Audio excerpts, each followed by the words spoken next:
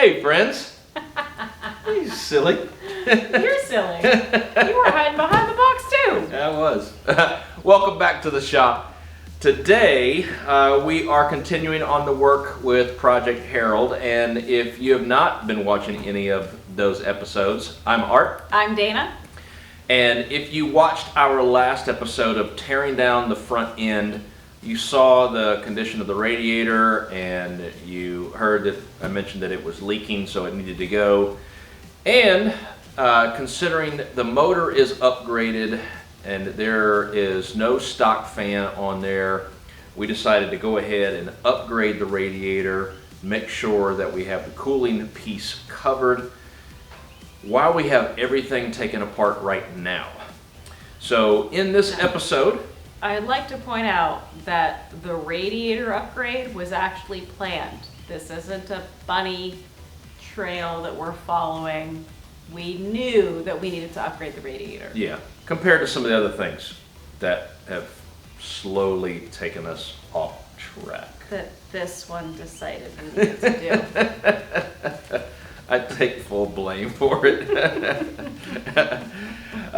So what we did was purchase an oversized 2-core cold case radiator with dual 12-inch fans. So in this episode, we're going to do the quick unboxing to show you what shiny little things are in this box. And then we'll do the assembly, we'll get it loaded up into the truck and hopefully running.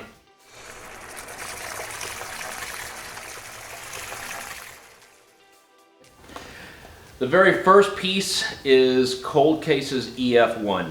This does not come along with the radiator, unfortunately, and the EF1 is actually the thermostat and electrical connections to the fans that will basically turn the fans on when the temperature of the motor hits 190 degrees. That way you don't have to run a separate wire and a switch inside the cab and have to deal with all that crap. So pick this up in order to be able to wire this into the fans.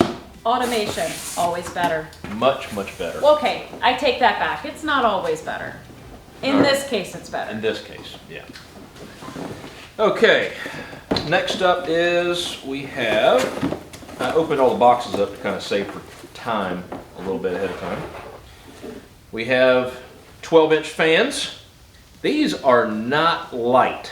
I was actually expecting them to be, just a really cheap plastic fan, but there's some weight to it. Yeah. There's definitely some weight. So, which I'm, of course, very happy with. But we've got 2 of these.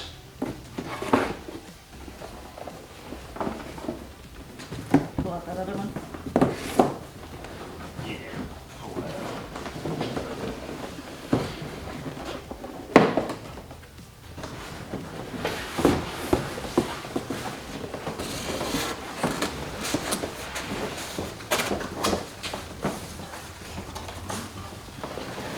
Then we have our very pretty aluminum shroud. This is where the fans are actually going to be bolted into, and then this will be mounted to the radiator itself. It does come with all the hardware to mount everything. You have 2 different options on mounting the shroud, either with bolts that you're going to drill and mount bolts into, or you can rivet it to it. And I think that's going to be the route that we go. It's going to be a cleaner look. Hey, look, instructions. Instructions. Instructions. With color pictures. Look at that. That's amazing. Yes. Method 1, method 2, and method 3. There are 3 options. Yeah, although I wish the instructions were a little bit better with the pictures because they are very small on there, so you kind of have to do a little bit of figuring out exactly what in the world they're talking about. But I'd prefer to have that over no instructions at all. Facts. 3 facts.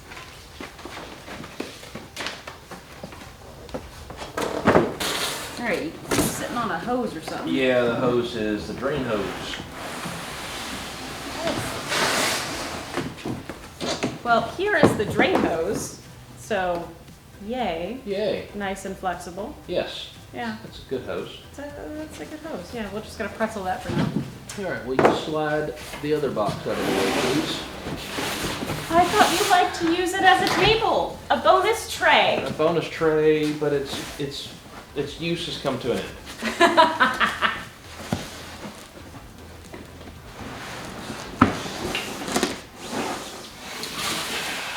Okay. Now, the pièce de résistance. And of course, That's pretty. it is a gorgeous radiator. That is pretty. It is beefy, and basically our shroud will get bolted right here, and the fans will get bolted here, but it looks fantastic. So very impressed with the build quality on these. The welds is great, and I'm excited to have it in there and not have to worry about any type of cooling issues with the truck, because these two will certainly handle it.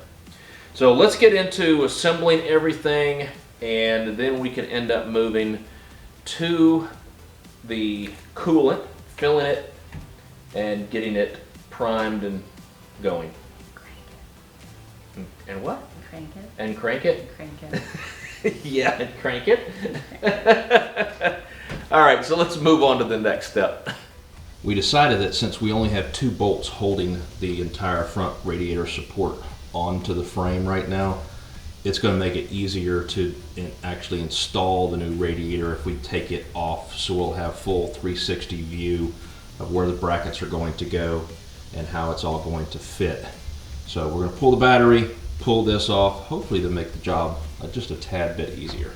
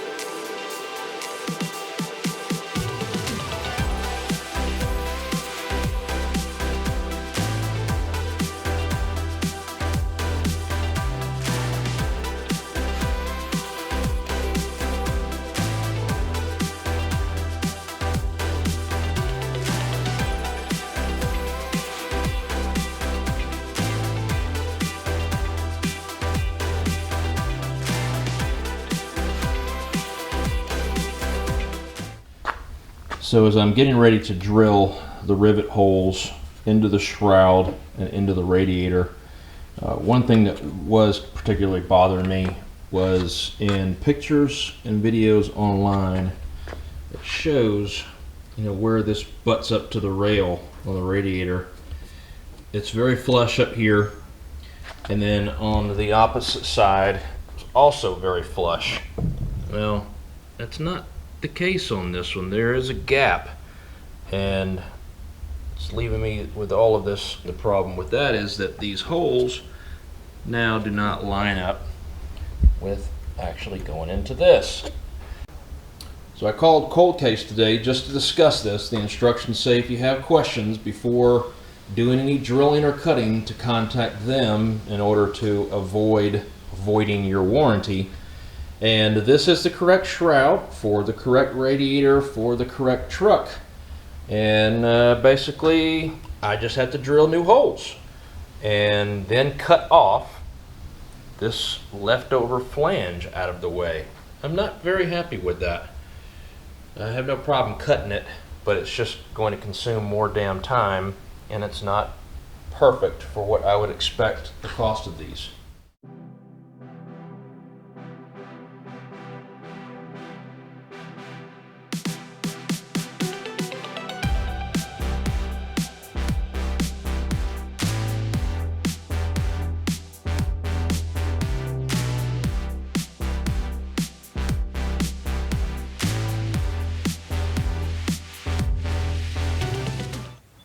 Radiator is in, fans are mounted up. Now, the stock radiator braces do not work for these fans. And Cold Case will charge $40 for some metal strapping, and the rubber on it looks like something from an inner tube. So I decided to totally not do that because based on pictures, they wouldn't fit anyway. So I leveraged my incredibly amateur fabrication skills and bought some aluminum bar from Lowe's for $9. Bent it after measuring to actually create some strapping on the top and then on the bottom. And then because I love reusing things that we have around the house or around the shop, then pulled out a bag of garage door seal for the rubber insulation piece on there. And this is durable premium rubber, so it's basically just cutting to fit and cementing it on the straps. But incredibly happy with how this looks. Is it perfect? Is it manufacturer made? No. But it is one of a kind. Yes, it is one of a kind. I hope I never have to make these again. This fan will not be going anywhere, or these fans and the radiator will not be going anywhere. It is solid. Very happy with it. So now we're going to go ahead, get this back on the truck, wire up these fans, and then start to fill it with some antifreeze and hopefully get it purged and ready to run again. I hope so. I hope so too. I miss the sound already. I just want it running. All right, here we go.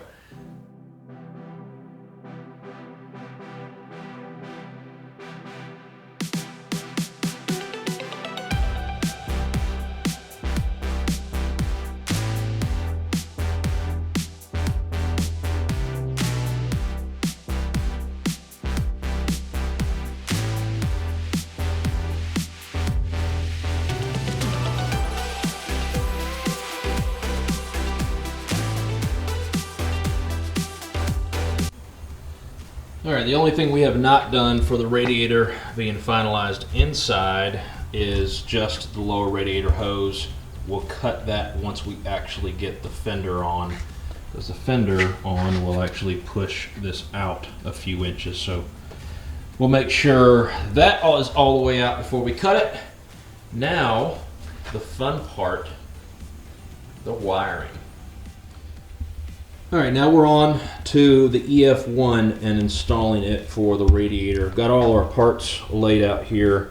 We've got the thermostatic switch that is going to be installed in the port on the intake manifold. They recommend closest to the water pump. Currently ours is occupied by the sensor that is going to the temperature gauge. So we're going to move that one to another port in the manifold. This one will replace it. Once we put that in, we need to use some high temp thread sealant. So picked up a pack of these from Permatex. On the relay itself, I'll be honest, this is my first time actually working with a relay for the fans with these different wires, and there are really nothing online for the Cold Case. There's plenty for other manufacturers. However, the wire colors are different, and in the instructions here they mention nothing about wire color. But if you look inside of the casing here, it will actually give you the numbers for each one, which will correspond to here. Basically, you have 3 vertical pins, and then you have one that is lateral. So our pin 87 is our solid red wire that is going to go to the fan's power wire. We'll splice that in. We have our pin 85, which is the white. That is going to go to a 12-volt ignition source. We have our blue, which the blue is pin 86, and that goes to the thermostatic switch. And then we have our red-black combo here that will get wired in with the inline fuse and then going directly to the battery. Now, since we're going to be completely rewiring the truck, we're not going to worry about the 12-volt source right now. We're going to leave that one open. So we'll go ahead and get started on the splicing and the wiring now. We're going to start with the grounds. Each fan has a ground running off it. We got a ground point right back here that the battery is already grounded to on the body. So we're going to go ahead and tap into that. We'll combine both of these grounds into one. And if you have seen any of our prior videos, the wiring is really important to me. I want to make it clean. I want to do it right. So we're going to solder these all together, make sure we don't have any problems down the road. All right, we've got our grounds for the fans combined into one, and we have our power for the fans combined and running into the relay. All right, ground is secured behind the battery, put the battery back in. Now we just need to add in the inline fuse to this wire, which will end up going directly to the battery.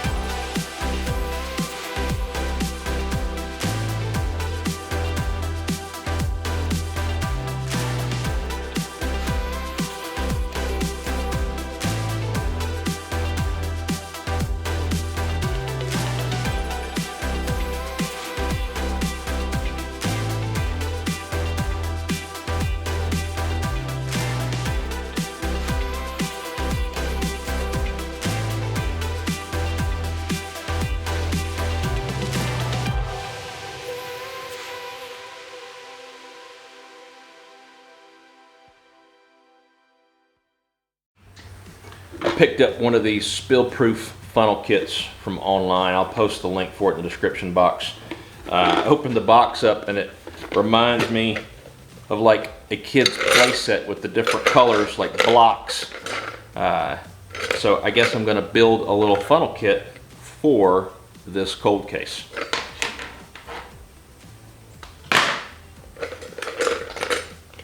It's like red is going to be the one. These are supposed to be color matching pieces.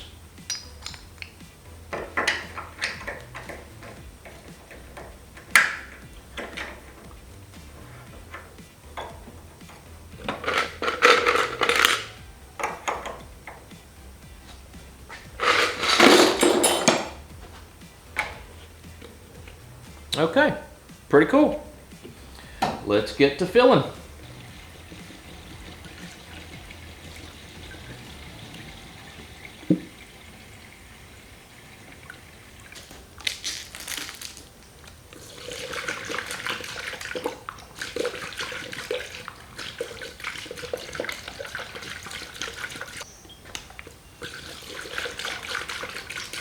It's shaking big time. Gotta keep it running. Yeah.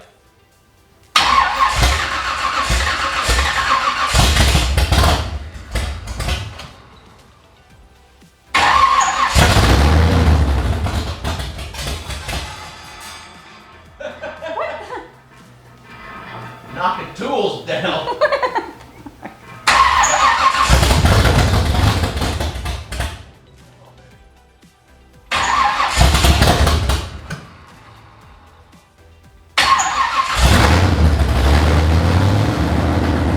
Yeah, baby, yeah!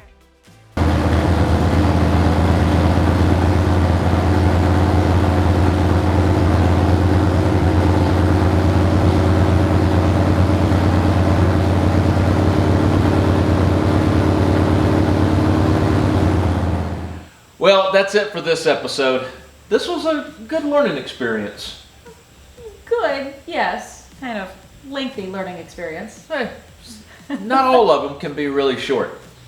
So thanks again for joining us this week on this particular part of the project. Hope you stick around for the next steps, because I'm sure they're all going to be educational and entertaining. So until next week, take care, stay safe. We'll see you then. Bye. Bye.